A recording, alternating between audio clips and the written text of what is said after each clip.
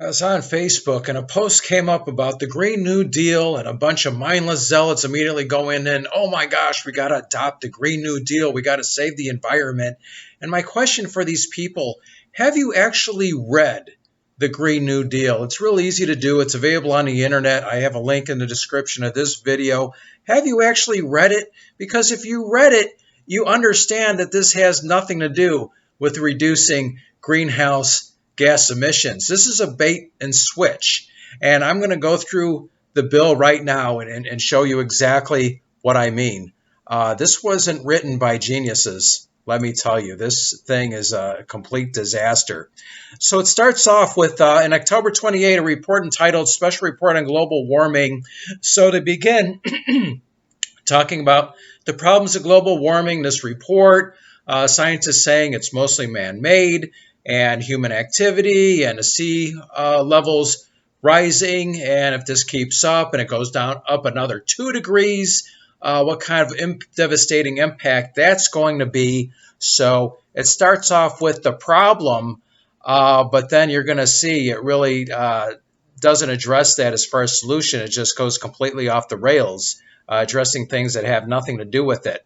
So here's the problem, and because the United States has historically been responsible for a disproportionate amount of greenhouse gas emissions, well, yes, because it's a wealthy country, and wealthy countries produce more greenhouse gas emissions because we consume more.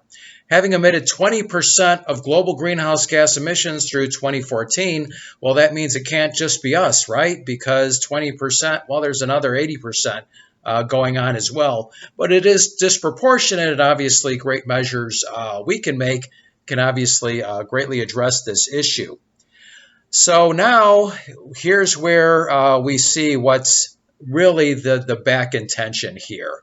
Whereas the United States is currently experiencing several related crises with life expectancy declining, which is due to opioid addiction and drug overdose, but it doesn't mention that. It just says life expectancy declining, while basic needs such as clean air, clean water, healthy food, and adequate health care, housing, transportation, education are inaccessible to a significant portion of the United States. What do you mean by it's not accessible to a significant portion? In this country, those things are extremely accessible. Now, if you're going to look at affordable housing, well, you're in California, that's certainly not accessible, and that's democratically run, the same people that wrote this bill running California and having these idiotic policies where it's such a failure and massive homelessness and people dying in these 10 cities, and then they want to tell you how much they care about illegal immigration. But this democratically controlled state where affordable housing is inaccessible, but in southern states, affordable housing is accessible. You can get really cheap property. And then once again, what does this compare to? People in this country significantly don't have access. Well, when you look at India, when you look at China, you have massive people in deep poverty. So it's funny because it begins with how much emissions we create because we're wealthy, and then it's trying to say, oh, and then we have such extreme poverty where people don't have access. Well, actually, they do have access to this, and that's why we produce more pollution. So this thing is all over the place. Then it says a 4-decade trend of wage stagnation. Now, what does that possibly have to do with greenhouse gas emissions? Has there been a wage stagnation? Yes, because a lot of it has been due to automation. That has nothing to do. So this is, once again, going off the rails, and we're going to see this has nothing to do with actually having common sense, real solutions for cutting pollution. Hourly wage stagnation, erosion of earning and bargaining power. So that's obviously a pro-union thing. Inadequate resources for public sector workers to confront the challenges of climate change at local and state and federal levels. Well, all public sector workers wouldn't be involved with climate change. There would be a specific organization dealing with reducing pollution. Whereas climate change, then they blame climate change for racial, regional, social environmental and economic injustices. So all these things are due to climate change. And depopulated rural communities, the poor, low-income workers, women, the elderly, all this is because of climate change. And obviously they're not talking about climate change here. They're trying to conflate the two. By impacting the economic, environmental, and social stability of countries and communities around the world, and by acting as a threat multiplier. Okay, so what are we supposed to do? Whereas the federal government led mobilizations during World War II and the New Deal, FDR, created the greatest middle class the United States has ever seen, but many members of frontline and vulnerable communities were excluded from many of the economic social benefits of those mobilizations. Well, created the greatest middle class that the United States has ever seen, World War II. Well, isn't it great what a world war will do? Should we have another one? And once again, what does this have to do with global warming? Whereas the House of Representatives recognizes that a new national social, industrial, and you just have these enormous word salads in this legislation. I mean, they're just every key word that they can throw in. Create millions of good high-wage jobs in the United States. Okay, how? To provide unprecedented levels of prosperity. Okay, well, if you have more levels of prosperity, people are going to be consuming more. So how's that not going to increase emissions? Counteract systemic injustices. Now, therefore, be it resolved that this, in a sense, of the House of Representatives, that is the duty of the federal government to create a Green New Deal, achieve net zero greenhouse gas emissions through fair and just transition for all communities and workers. Well, right off the bat, you're not going to get net zero. So they're just putting in something that's never going to be met. To create millions of good high-wage jobs. Okay, is everybody going to get a job, or are you going to leave people out? And, a lot of these people are just so hypocritical. We've seen politicians that complain about the wage imbalance between men and women, the gender gap, and then we find out in their own campaign they pay men more than women. There's just so much hypocrisy with these social justice warriors. To invest in the infrastructure, okay, blah, blah, blah, to secure for all people of the United States and for generations to come, clean air and water, climate and community resiliency, healthy food, access to nature, and a sustainable environment, but no path on how to get there. And then here we go. Here's where you see the mindset and what this bill is really about. To promote justice and equality, to promote justice and equity by stopping current, preventing future, and here's the big one, and repairing historic oppression of indigenous Native Americans, communities of color, migrant communities, deindustrialized communities, depopulated rural communities, the poor, low-income workers, women, the elderly, the unhoused people with disabilities, the youth, referred to in this resolution as the frontline and vulnerable communities, that this massive word salad. You cannot repair historic oppressions. You can't repair slavery. You can't repair segregations. You can't do anything about the people that lived and died being oppressed and the people that lived and died being oppressors. But now we see the mindset of these people and how they view the United States of America.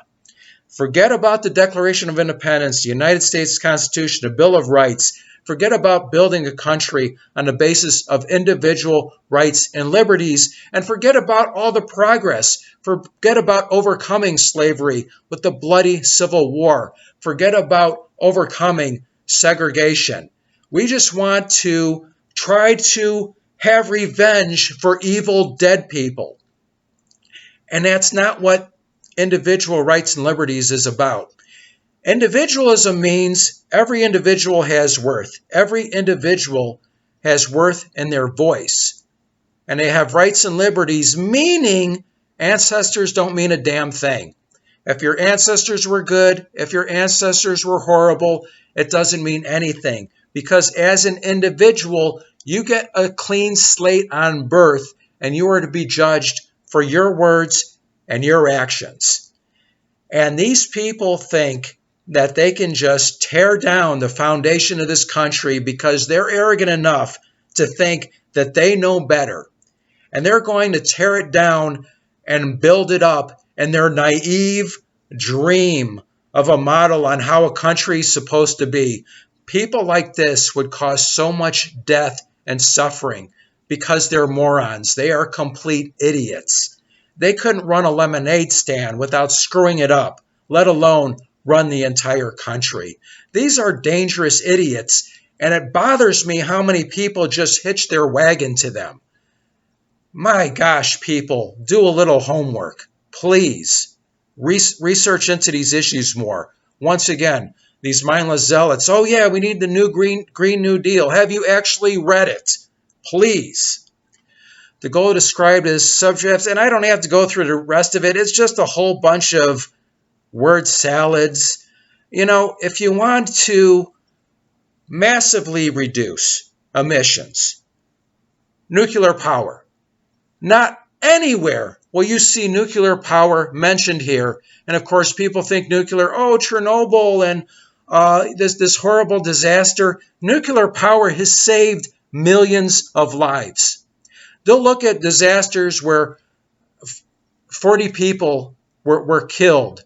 How many people have been killed mining coal? How many people have been killed through air pollution? Once again, nuclear energy has saved millions of people. And now the latest technology, thorium nuclear reactors, much safer because they don't need this massive water cooling system. And it's when that water cooling system fails that you have these disasters.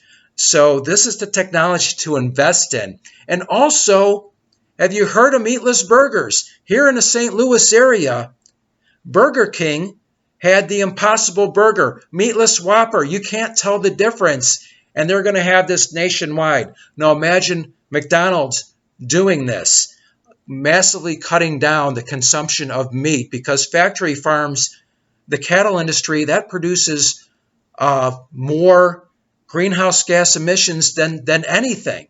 So just those two things right there, more powerful than anything in this long-winded, stupid bill.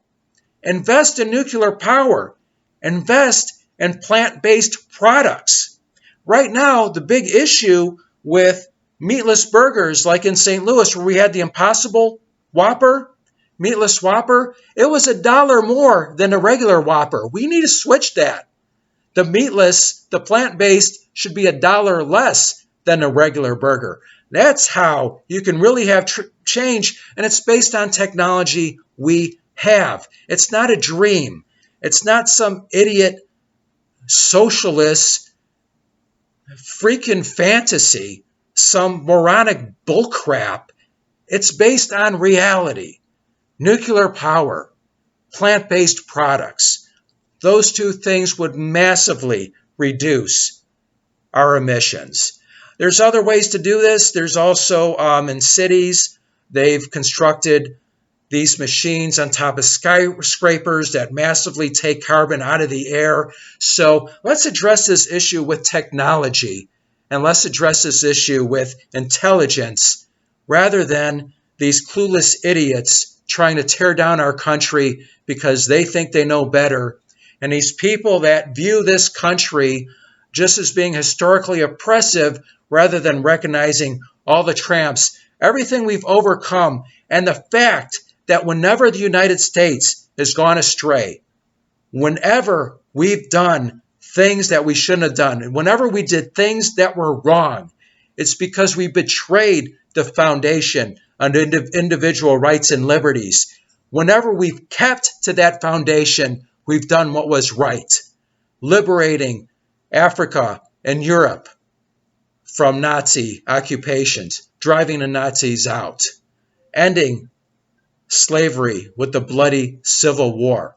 So those are the principles we need to let guide us. If we are guided by individual rights and liberties, then there's nothing that we can't accomplish. Combine those with technology, we can absolutely address climate change. We could actually massively reduce the gunk in the air. So that's my long-winded rant on this. Thanks for watching. This is Jim Wall. Until next time.